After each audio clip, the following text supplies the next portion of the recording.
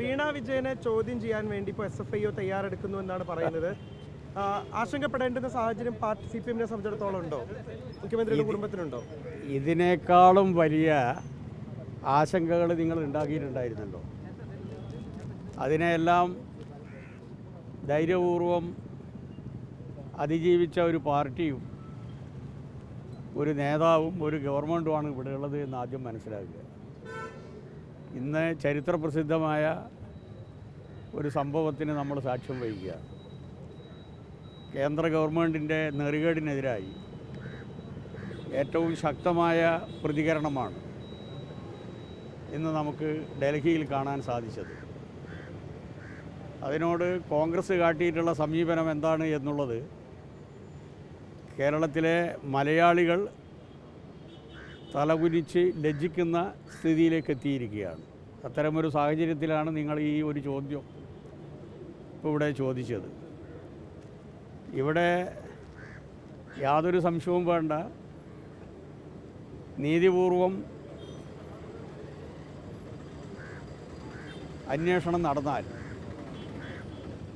SFIO അന്വേഷണം serious fraud investigation office നടത്തിയാൽ ജയിലിൽ പോകേണ്ടി വരിക UDF-ൻ്റെ നേതാക്കളായിരിക്കും.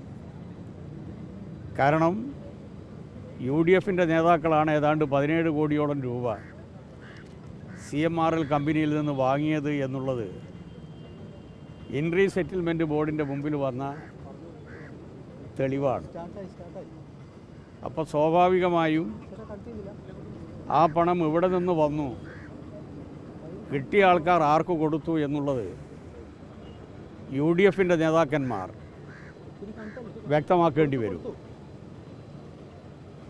ഉമ്മൻചാണ്ടി മരണപ്പെട്ടു പോയി, ഉമ്മൻചാണ്ടിയുടെ പേരതിലുണ്ട്, രമേശ് ചെന്നിത്തലയുടെ പേരുണ്ട്, അതുപോലെ തന്നെ ഇബ്രാഹിം കുട്ടിയുടെ പേരുണ്ട്. ഇവരുടെയൊക്കെ പേരാണല്ലോ അതിലുള്ളത്. അതിലൊന്നും പിണറായി വിജയൻ്റെ പേരില്ല. PV എന്ന് പറയുന്നത് ഞാനല്ല എന്നുള്ളത് ആദ്യം തന്നെ ബഹുമാനപ്പെട്ട മുഖ്യമന്ത്രി വ്യക്തമാക്കിയതാണ്.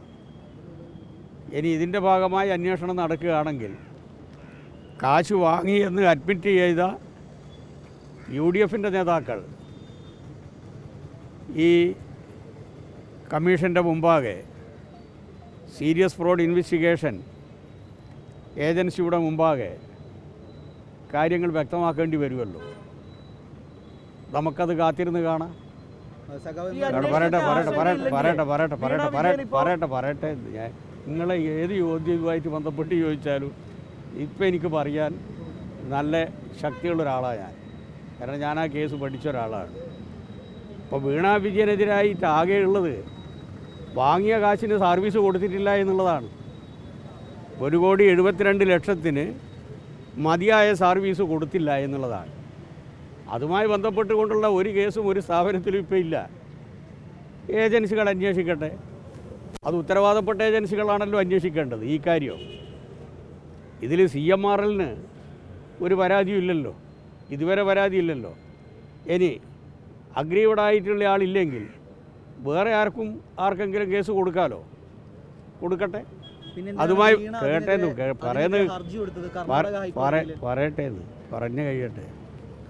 അപ്പോൾ ഇതുമായി ബന്ധപ്പെട്ടുകൊണ്ട് നിങ്ങൾക്കൊക്കെ ഓർമ്മ ഉണ്ടാവുമല്ലോ, ഇൻകം ടാക്സ് ഇൻട്രീം സെറ്റിൽമെൻറ്റ് ബോർഡിൽ ഈ പ്രശ്നം വന്ന സമയത്ത് ഇൻട്രീം സെറ്റിൽമെൻറ്റ് ബോർഡ് പ്രോസിക്യൂഷൻ നടപടികളിൽ നിന്ന് CMRL-നെ പരിപൂർണമായും ഒഴിവാക്കിയിട്ടുണ്ട്.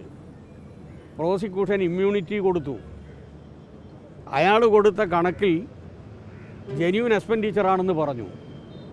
ആ സമയത്ത് ഇൻട്രീം സെറ്റിൽമെൻറ്റ് ബോർഡിൻ്റെ മുമ്പിൽ ഈ കാര്യങ്ങളൊന്നും പറഞ്ഞില്ല. ഇനിയിപ്പോൾ അന്വേഷിക്കുന്നു. ആ അന്വേഷിക്കുന്നതിന് ഇവിടെ ആർക്കാ എതിർപ്പ്?